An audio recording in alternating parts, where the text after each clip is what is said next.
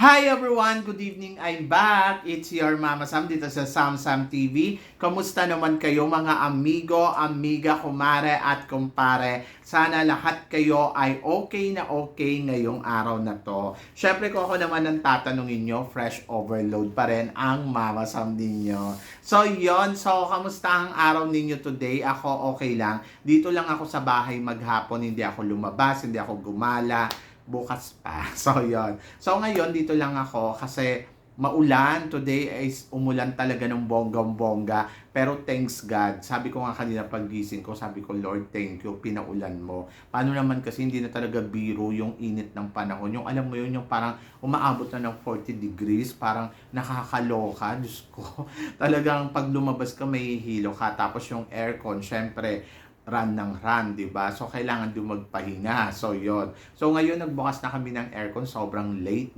na sa gabi. So, nakapagpahinga yung aircon talaga ng maghapon. Tapos, malamig yung panahon kasi maghapon talagang umaambon. At least, di ba, yung kahit hindi pa siya yung malakas na ulan, at least ambon, okay na okay yon. So, parang feeling ko sa susunod na linggo, itong mga darating na araw, uulan na rin sa Pilipinas. Deserve natin ang rainy season. So, yon. Paano naman kasi, di ba, sa sobrang init ng panahon, hindi na talaga siya okay. So, imaginein mo from 37 degree, pag mga around 1 o'clock ng hapon. Tapos pagdating ng mga 3 o'clock, umaabot na siya ng 40 degrees. So, nakakaloka. Pero at least ngayon, yung umuulan-ulan na siya, okay na yan. Alam mo sa totoo lang, di bali na ang baha kaysa naman yung antindi ng init. Nakakawindang kasi yung init ng panahon.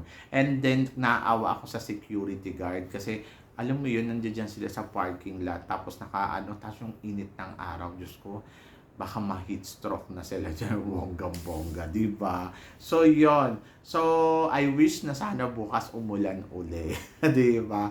Para naman masuot natin yung mga jacket, o di ba? So, yon. So, I miss rainy season. Ayoko talaga ng summer. Actually, okay lang yung summer, pero not to the point na yung ganong katindi yung init. Siguro, pwede siguro yung mga degree, siguro mga 31 degree, o kaya umaabot ng mga pinakamainit na yung 33, yung mga ganun. Pero ito, Diyos ko, paggising mo sa umaga, 32 degree na siya. Tapos pag mga bandang 10 o'clock na, 34 or to 35 degree na siya. Parang, ano yun? Tapos, pagdating ng alas 12, Diyos ko, 37 degree. O, di ba? Nakakaloka. So, syempre, ganun talaga ang buhay. Kaya dapat magtanim talaga ng mga puno para maging malilim yung paligid natin. Huwag yung putulin yung mga puno. Utang na loob. And then, eto na, syempre, pag-uusapan natin yung Miss Universe Gala nila na naganap kahapon, di ba, sa Miss Universe Philippines. So, kamusta naman daw yung nakita natin na stunning na kandidata na si Atiza Manalo sa kanyang outfitan? To be honest, ako tatanungin ninyo. Syempre, di ba, lahat ng kandidata naka-terno. Pero yung paglabas ni Atiza Manalo, Diyos ko, nakakaloka. Akala mo may nanalo na, di ba? Ang ganda ng makeup, ang ganda ng palipstick. Gusto ko yung ayos ng buhok niya. Talagang ramdam mo talaga kay Atiza talaga na palaban talaga, no? Yung sobrang grabe na talaga yung pasabog ni Atiza yesterday. Sobrang nawindang ako ng bonggang-bongga. Plus yung ang ganda ng mukha. Talagang yung pagkataas ng buhok niya ay wala na. Sabi ko, eto na yun. Charot. Pero syempre, sa gala lang naman yon. So, mas maganda din na nakita nila yung beauty ni Atiza Manalo. At Atiza Manalo, hindi mo kasi yan basta-basta magigiba ng ganun-ganun lang. Kasi nga, syempre, iba pa rin talaga yung isang Atiza Manalo na lumalaban. Ang tagal nating hinintay ito. Tapos, ayan na, di ba? So, yon. So, nakakatuwa. Nakakatuwa yung lahat ng eksena talaga ni Atiza. Ikaw ba, natuwa ka ba? Tapos, si Christy McGarry, grabe din kahapon. Sobrang anjosa din ang itsura. Sobrang winner na winner talaga yung kanyang looks na talagang nawindang talaga ako dito kay Christy McGarry. Parang sabi ko, ikaw na rin, diba? So, yung kanyang pa-black na terno na talaga naman nakakawindang kasi wala na siyang ginawa kundi umikot na umikot na umikot. So, lagi siyang gano'n, no? Yung paikot-ikot. By the way, so basta ako, masasabi ko lang kay Christy Magcari, isa din to kasing potential talaga na masasabi mong pwede ding makoronahan dito sa Miss Universe Philippines. At hindi mo rin matatanggi yung mga pa-eksena niya na talaga namang mawiwindang ka sa kanya ng bonggang-bongga. Na sabi ko nga, grabe din, no? Talagang ayaw din magpakabog ni Christy Magcari. May rami nga nagtatanong sa akin, sabi gano'n, Mama Sam, tingin mo ba, possible daw ba mag last two standing si Christy Magcari dito sa competition ng Miss Universe Philippines? To be honest, yes, possible naman kasi maganda parehas ang profile nila. So, exciting to pag sila yung naiwan sa dulo ng competition. At tingnan natin pagdating sa prelim kung ano yung pasabog ni ano. Pero kasi umi-eksena din kasi to si Cyril Payumo eh. Marami nga din nagsasabi possible daw to Atisa or Cyril na ako, di ba? So parang every week na may pasabog talaga Miss Universe Philippines, nag-iiba talaga yung mga prediction natin na wala na naman kay Victoria Velasquez yung spotlight. Ayan nga yung sinasabi, the more na lumalapit na sila sa corona, sino kaya ang nilalapitan ng corona? To be honest, from the beginning until now, ewan ko kung napunanin nyo to ha, yung ibang kandidata nawawala sa eksena. Hindi ko na iisa-isahin kung sino. Pero unti-unti, habang papalapit yung competition, nawawala talaga sa eksena. Meron din namang kandidata na biglang nag-shine, di ba? So yung alam mo yun, yung parang papalapit yung competition, nag-shine naman siya. Pero si Atisa Manalo, in fairness, mula simula hanggang ngayon, parang never siyang nawala sa eksena. Yung bumaksak yung level niya. So, walang ganong eksena. Kahit yung dito sa pasarela niya, dito sa challenge nila, runway challenge nila kahapon, nakita naman ninyo na talagang iba pa rin talaga yung eksena ni Atisa. Hindi man siya nanguna, hindi rin naman siya nangulelat. Pero masasabi ko, bongga, di ba? So, kung iisipin mo, iba talaga yung datingan talaga ng isang Atisa Manalo sa competition na to. Aminin mo man yan o hindi, di ba?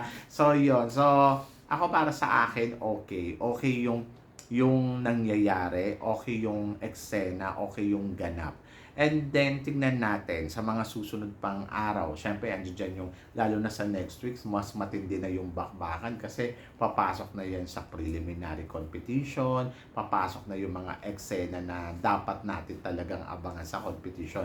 I wish sana sa next week na yung prelim para, alam mo yun, makapanood ko siya ng bonggang-bongga.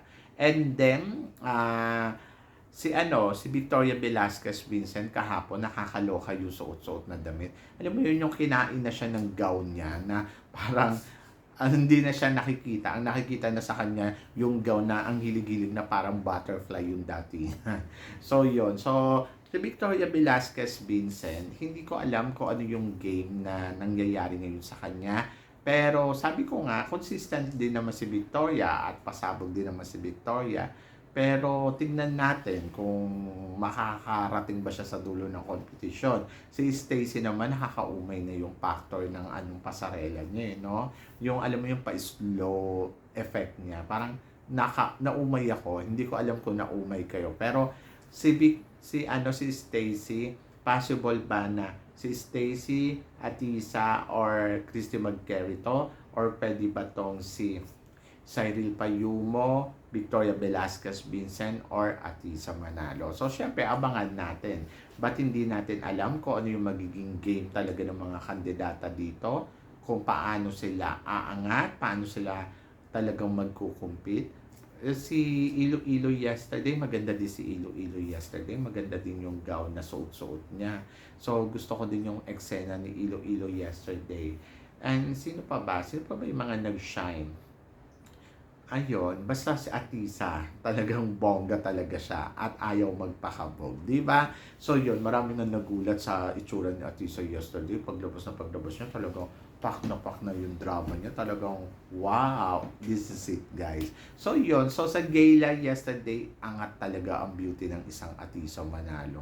Sobra. Sa lahat ng kandidata, lahat naman meron silang shining glow, di ba? Yung tinatawag na talagang masasabi mo, syempre magaganda sila yesterday.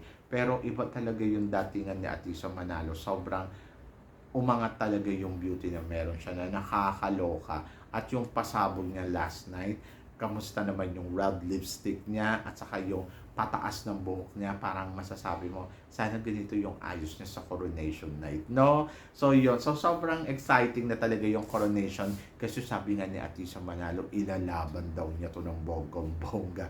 Sabi niya sa live niya, kasi nagpa-live siya nung nakaraan, tapos sabi niya talaga, ilalaban daw niya talaga yung laban niya sa Miss Universe Philippines. So, hintayin daw yung gown. Sana daw magustuhan daw yung gown na susuotin niya. Kaya sabi ko, ay grabe, ito todo na to talaga ni Atisa Manalo. Kaya tignan natin. So, meron na daw siyang naka-prepared na gown for coronation at saka sa preliminary. So, tignan natin kung gaano to kasabog, kabongga. So, yun. So, pero parang feeling ko pagdating sa gown, ang makakalaban niya dyan si Christy McGarry. Kasi bongga din yung mga designer ni Christy McGarry. At alam mo naman yung ate mo, talagang laging may pa-eksena. Diba? So, yun. So, good luck. Good luck sa mga girls. And tignan natin kung sino nga ba ang mag-shine like a diamond star sa kanila sa mga susunod na eksena. But, for sure, lahat sila talaga medyo kabado na at talagang feeling ko lahat sila ay handa para sa competition. Diba? So, yon. Kayo guys, ano guys ang masasabi ninyo dito sa mga pinag-uusapan natin ngayon? So, please comment below para at least malaman ko naman kung ano naman ang chika mo, syempre, sa tinatalakay natin ngayon. So yun guys, maraming salamat. Syempre, sa inyong lahat, sa walang sawang suporta at pagmamahal na binibigay ninyo, syempre, dito sa channel ko. At sa mga hindi pa po nakaka-subscribe dyan, ano pang hinihintay ninyo? Subscribe na. So guys, hanggang dito na lang. Hanggang sa muli nating chikahan. See you tomorrow. Thank you guys.